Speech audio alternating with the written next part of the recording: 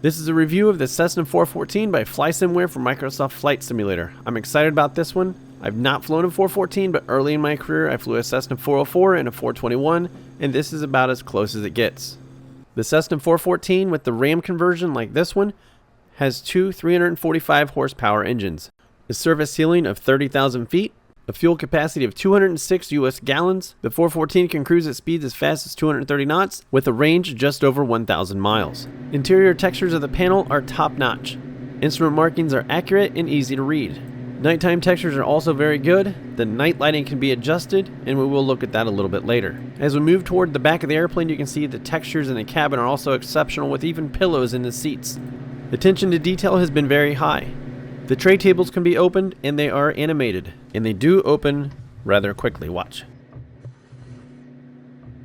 In my book, that's a little bonus feature. It doesn't really affect the quality of the airplane, but it is kind of nice. Just like this view out the window. The main cabin door has a lower and upper door that both open and close. As the upper latch is closed, look at the left and right corners. You'll see inside the locking pin inspection hole a green bar indicating the door is properly latched. There's also a sun visor on the pilot and co-pilot side that actually extends and retracts. Engine sounds are very good. Take a listen as we begin the takeoff roll.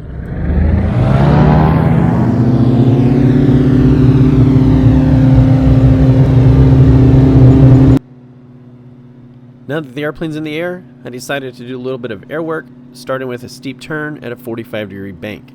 I found the roll rate to be pretty accurate. It was very comparable from what I remember flying 400 series Cessnas.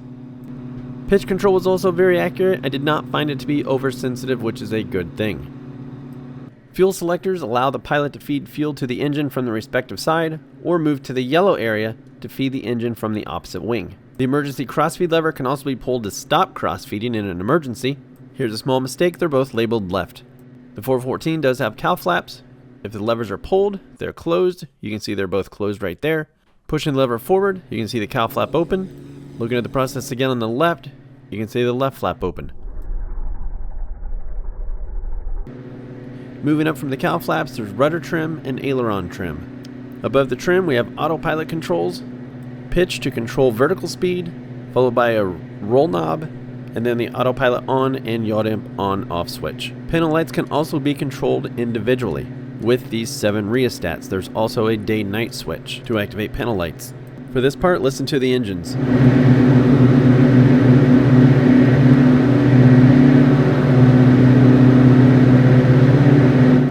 You can probably hear the propellers spinning at different speeds. You can hear the oscillating back and forth, and eventually it goes away. An easy way to fix that, get within 25 RPMs of each other, and flip that white switch known as phase sync or prop sync. Even the retractable landing lights are modeled. The switch turns the lights off and on, but the full aft position retracts the lights, and that motion is animated. The developer also did a good job with the pressurization system. This aircraft gets the pressure supply to pressurize the airplane off of the turbochargers. To set pressurization, move the cabin altitude control to the cruise altitude plus 500 feet. And with that altitude set, look at the outer ring. You can see about 2,200. The cabin is going to pressurize to 2,200 feet, and you would see that over here. This small needle is the differential. That's just the pressure difference between inside and outside the airplane. And now watch what happens when we pull the ram dump. The cabin altitude is climbing in excess of 6,000 feet per minute. The differential needle is going to go to 0 as the cabin altitude reaches the airplane's actual altitude. And as the cabin altitude needle stops right there, it's almost at 15,000 feet. You can also see the cabin rate is slowly going back to 0. And if we turn and look up at the altimeter, it should read just under 15,000 feet. And it does, 14,800. As the ram dump lever is pushed back in, the cabin descends at 500 feet per minute and begins to pressurize again. There are 2 navigation radios, Nav 1 and Nav 2. But the number 2 navigation radio has a cool feature. Let's look. If the knob is pulled, the needle will center with a from indication, or if it's pushed, or in this place clicked in a different spot, it will center with a to indication. Another added level of detail is in the DME. The DME can be selected to give the distance off of Nav 1 or Nav 2, or HLD or the hold position. And that position has nothing to do with holding patterns. Currently nav2 is being displayed. As soon as we go to hold, it's going to hold the frequency that's in nav2 in the DME. And what that now means is in nav2 we can change that frequency to anything we want. That frequency that was in there when we pressed to go to the hold position will stay there despite what frequency we actually tune, like we're doing right now.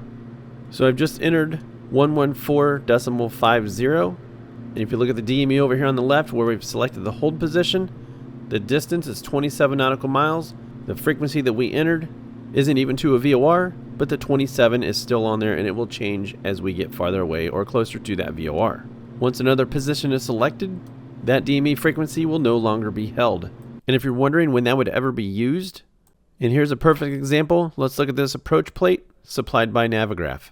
The distances at each waypoint is off of Teterboro VOR, but the localizer 108.9 would need to be in Nav1.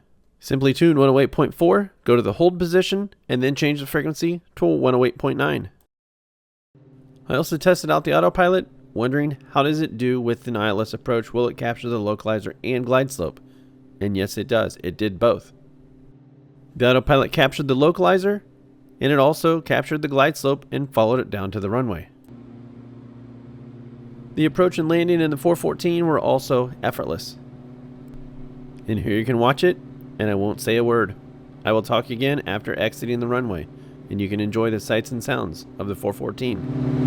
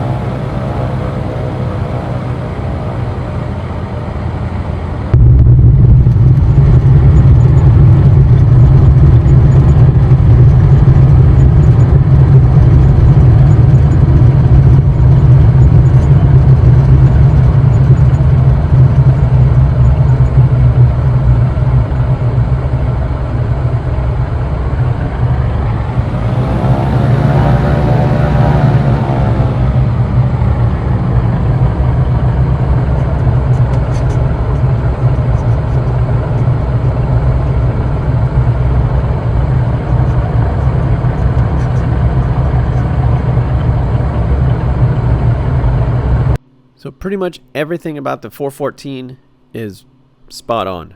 There are a few mistakes that I found. And one of those mistakes is with the GNS 530, the Autopilot will not fly the GPS course. You can see right now, nav mode is selected. The airplane should be turning to the right. It's not, it's going straight. But if heading is selected right there, and we turn the heading bug to the right, the airplane goes to the right. It does what it's supposed to do. That can be fixed. That's not a big deal. Another item is the fuel computer. The fuel remaining, whether it's in gallons or pounds, does not decrease as fuel is burned. And in cruise flight, the oil pressure is almost always outside the green arc. I don't think I've seen it inside the green arc except when on the ground. Overall, as somebody that has flown Cessna 400 series airplanes, I'm very impressed with the level of detail and what the developers have done with the 414. If you're looking for a good general aviation twin-engine airplane, I highly recommend this one. And one more recommendation, if you want even more information on this airplane, there's a lot of information I didn't cover, like with the electronic flight bag, the walk-around, Mac Flyer, his YouTube channel. He's a friend of this channel. Go check his out. He covered a lot of that stuff. So if you're new to my channel, give it a like and subscribe. Go to Mac Flyer's channel and do the same for him. And as always, thanks for watching.